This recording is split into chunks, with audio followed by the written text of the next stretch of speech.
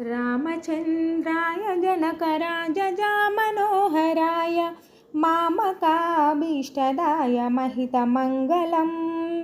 रामचन्द्राय जनकराजजामनोहराय मामकाभीष्टदाय महितमङ्गलम्।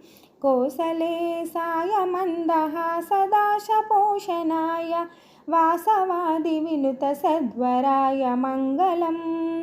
चारुमेघरूपाय चन्दनानुचर्चिताय हारकटकशोभिताय भूरिमङ्गलम्। ललितरत्नकुण्डलाय तुलसीवनमालिकाय जलजसदृशदेहाय चारुमङ्गलम्।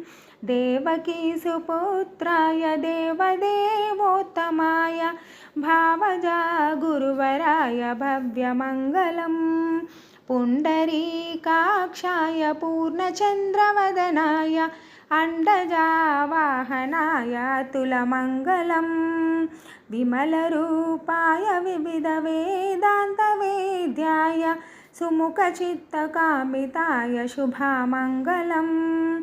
रामदासाय मृदुलहृदयकमलवासाय स्वामिभद्रगिरिवराय भव्यमङ्गलम्। रामचन्द्राय जनकराजजामनोहराय मामकाभीष्टदाय महितमङ्गलम्। मामकाभीष्टदाय महितमङ्गलम्।